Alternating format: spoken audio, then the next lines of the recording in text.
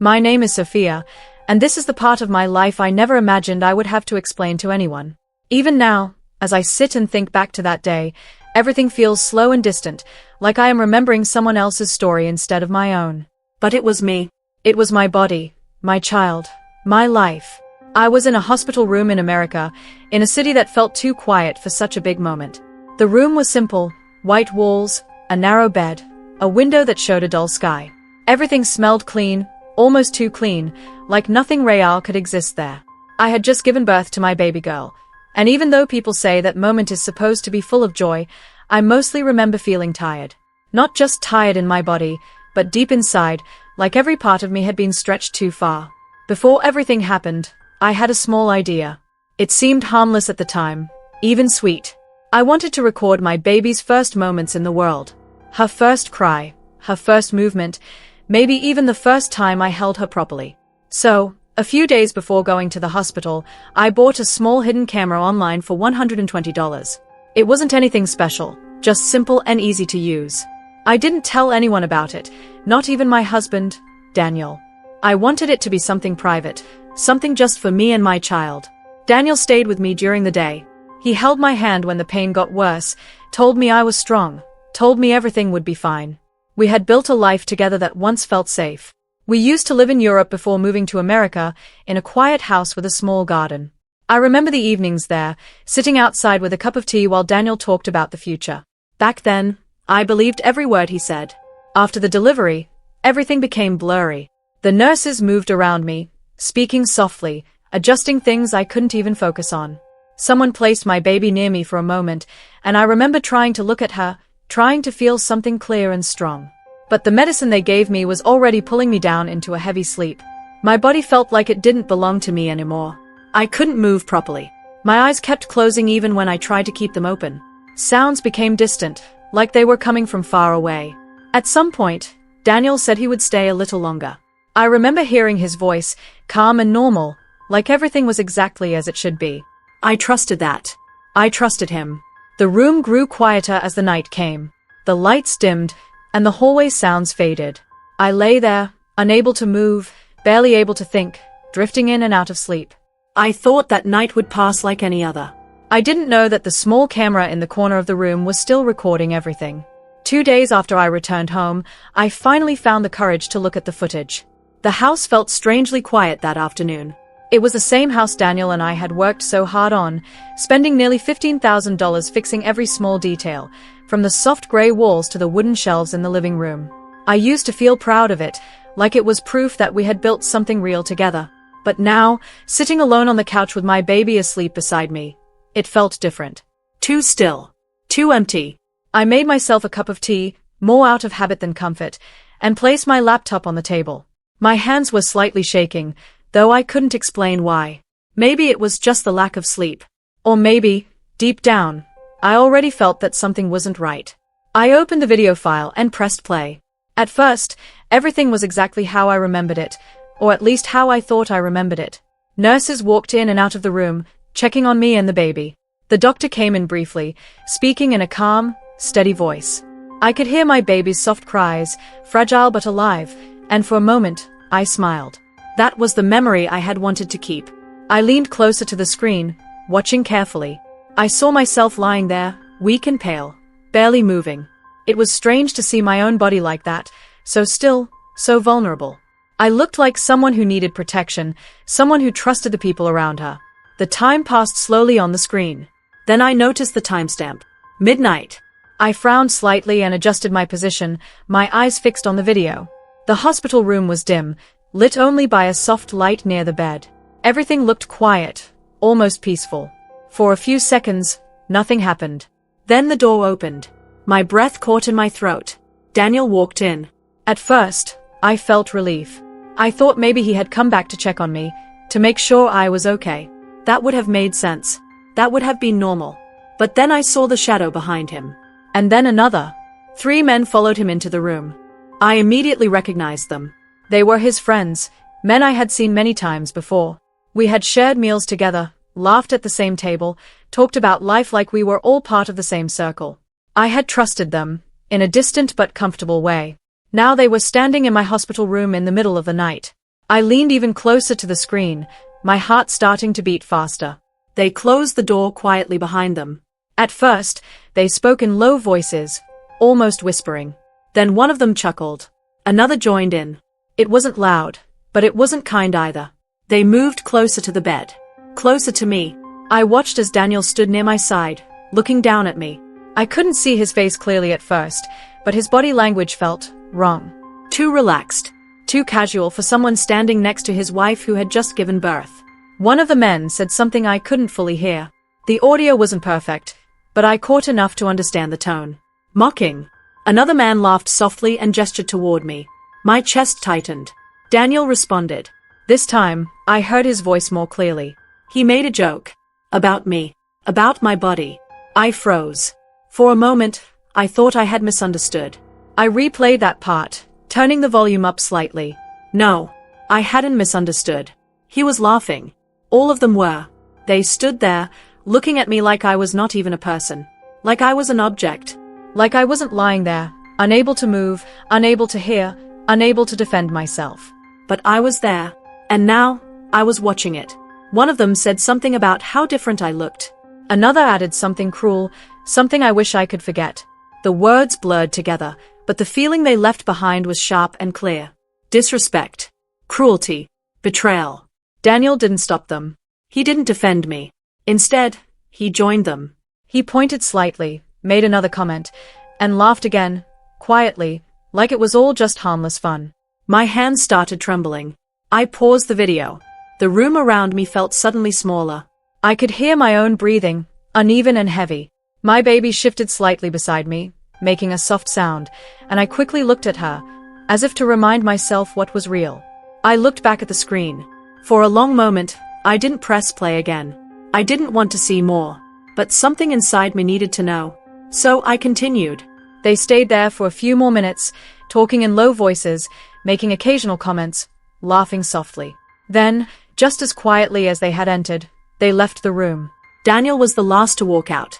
He paused for a second near the door, glanced back once, at me, and then turned off the light before closing it behind him. The video ended shortly after that. I sat there in silence. The tea beside me had gone cold. The house was still. Nothing had changed around me, and yet everything felt different. I looked down at my hands. They were still shaking. Then I looked at my baby again, sleeping peacefully, unaware of everything. I closed the laptop slowly.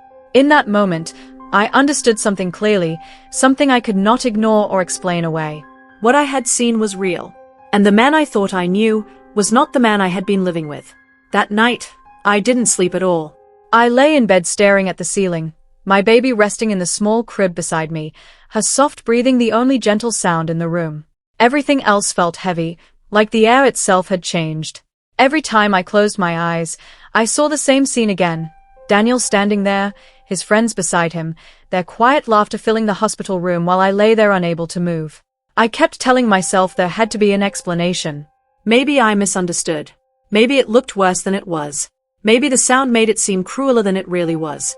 But no matter how many times I tried to soften it in my mind, the truth stayed the same. I had seen it. And I had heard enough. By morning, my head felt tight with exhaustion, but my thoughts were clearer than ever. Something inside me had shifted. It wasn't loud or dramatic. It was quiet, steady, and impossible to ignore. When Daniel came home that evening, everything felt strangely normal on the surface. He walked in, placed his keys on the table, and smiled the same way he always did. He asked about the baby, about how I was feeling, as if nothing had happened. I watched him carefully. There was no hesitation in his voice, no sign of guilt in his face. He moved around the house like he always had, comfortable, at ease, like this was still his home in every sense. That was the moment that hurt the most. Not just what he had done, but how easily he continued afterward. I didn't say anything right away. I needed to see how far he would go pretending everything was fine. I answered his questions simply, without emotion. I handed him the baby when he asked. I let the silence stretch between us. He didn't notice. Or maybe he chose not to. Later that evening, after dinner, I stood up and picked up my laptop. My hands were steady now, not like before. The shaking had stopped. In its place was something else, something firm. Sit down, I said. He looked at me, confused, but he sat on the couch. I placed the laptop on the table in front of him and opened the video. For a brief second, I saw my reflection on the dark screen. Tired eyes, pale face, but something stronger behind it. Then I pressed play. At first, he watched without understanding. The early part of the video didn't mean anything to him. Nurses, quiet moments, nothing unusual. Then the timestamp reached midnight. I didn't look at the screen anymore. I looked at him. His body stiffened. His eyes narrowed slightly as he leaned forward. Then the door opened in the video, and he saw himself walk in. I saw the exact moment it hit him. The color drained from his face. His breathing changed, just slightly, but enough for me to notice. He didn't move, didn't speak. He just watched. When his friends appeared on the screen, he shifted in his seat. And when the laughter started, he looked away for a moment, just a second. But it was enough. "Keep watching," I said quietly. He didn't argue. The video continued. Every word, every laugh, every careless gesture filled the room again. But this time, there was no distance, no screen to soften it. It was right there between us. When it ended, the silence felt louder than anything else. For a few seconds, neither of us spoke. Then he exhaled slowly and ran a hand through his hair. "It's not what it looks like," he said. I almost laughed, but nothing came out. "Then what is it?" I asked, my voice calm. Almost too calm. He hesitated. "We were just joking. It didn't mean anything." I stared at him. "Joking?" I repeated. "About me?" While I was lying there, unable to move. He looked frustrated now, like he was the one being put in a difficult position. "You're taking it too seriously," he said. "It was just a moment." "It doesn't define anything." That was when something inside me settled completely. There was no confusion anymore. No doubt. Because it wasn't just what he had done. It was what he was saying now. No regret. No apology that felt real. Just excuses. I closed the laptop slowly. "I trusted you," I said, not loudly, but clearly. He didn't respond. "I was in that room, Daniel," I continued. "I couldn't move. I couldn't speak. And you brought people in to laugh at me." "It wasn't like that," he started. "It was exactly like that," I interrupted.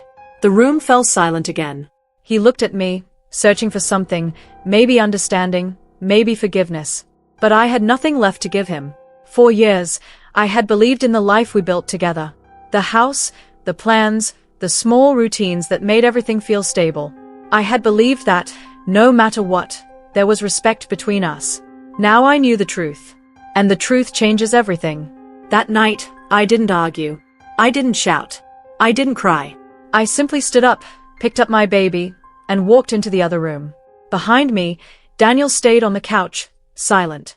And for the first time, the distance between us felt real and permanent. The next morning, I woke up before the sun rose. For a moment, I forgot everything. The room was quiet, the air still, and my baby was sleeping softly beside me. It almost felt peaceful. But then, slowly, the memories returned.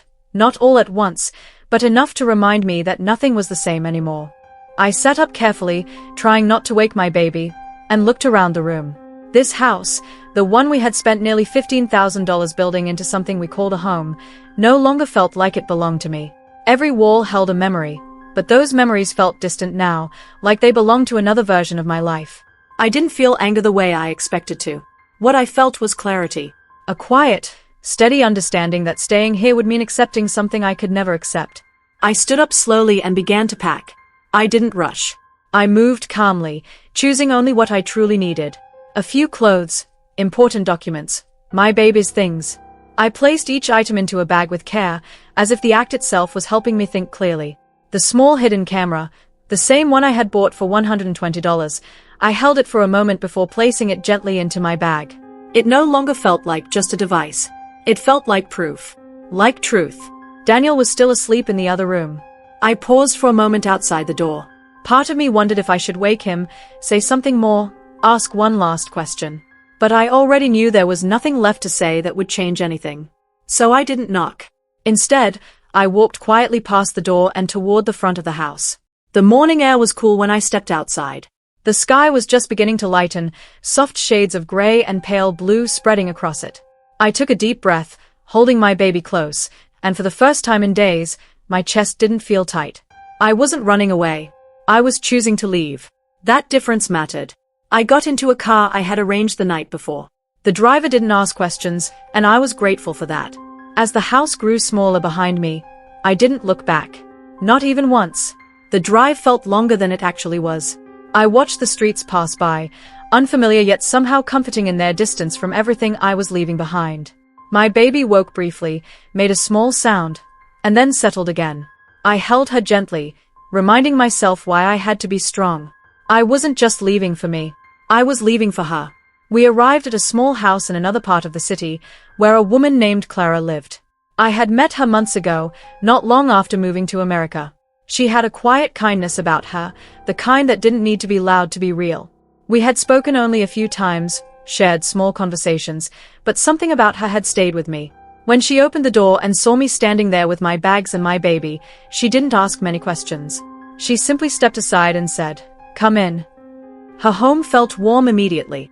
There were plants near the windows, soft light filling the rooms, and a calmness that I hadn't felt in a long time. It wasn't big or expensive, but it felt safe. And right then, that was all I needed. She showed me a small room where I could rest. I placed my baby down carefully and sat beside her for a moment, watching her sleep. Her face was peaceful, untouched by everything that had happened. I reached out and gently held her tiny hand. "I will protect you," I whispered, more to myself than to her. Because now, I understood something clearly. Love is not just about staying. Sometimes, love is about leaving. Clara later brought me a cup of tea and sat quietly across from me. She didn't push me to explain everything, but she listened when I chose to speak. I told her enough for her to understand. Not every detail, but the truth that mattered. She nodded, her expression steady. "You did the right thing," she said softly. For the first time since watching that video, I felt something shift inside me again. Not pain this time. Strength. I don't know what will happen next. I don't know how long it will take to rebuild my life, or what challenges are still waiting for me. There will be difficult days, I'm sure of that. But I also know this. I am no longer in that hospital room. I am no longer lying still, unable to move, unable to speak. I made a choice. And that choice changed everything. My name is Sophia. And this is not the end of my story. This is where I begin again.